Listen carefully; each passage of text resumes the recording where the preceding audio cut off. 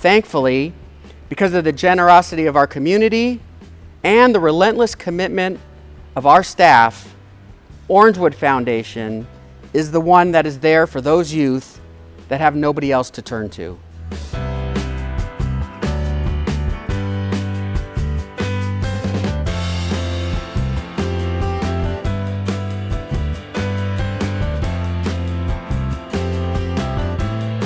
Today we'll be honoring my good friends, fellow board member Joe Lazowski and his amazing wife Sonia. So what's the point?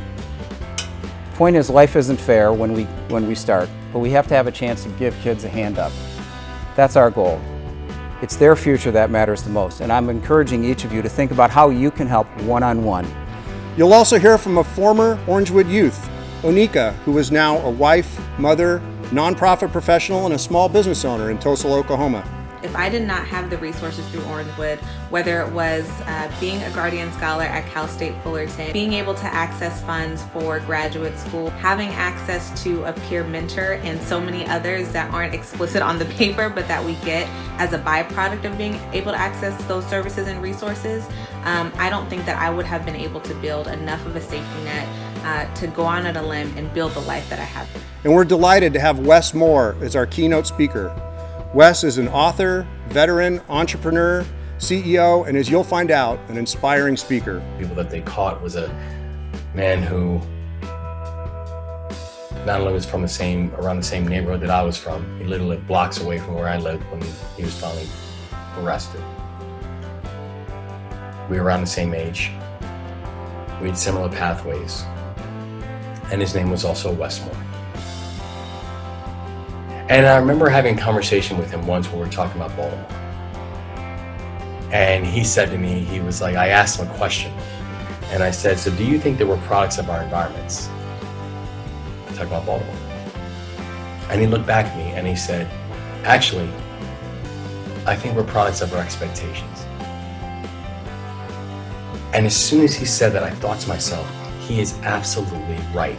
That we were not products of our environments, we were products of our expectations. And someone once said to me, it's a real shame that you lived up to your expectations and Wes didn't. And I said, actually, the real shame is that we both did. I think we have to, as a larger society, understand, A, the messages that we are oftentimes sending to our young boys, and how, we scream to our children what we expect from them without even saying a word. Oftentimes, by just the water they are drinking, the air they are breathing, the schools they are attending, the neighborhoods they're growing up in, how they're policed. And so we can't pretend like our young kids, and particularly our young boys, are not internalizing that. And oftentimes that's why when you have young people who are coming up with their own definitions of what adulthood is, it might not be the definitions that we would want. This event, this Ambassador Luncheon, is a collective effort of what Orangewood is doing to help our youth.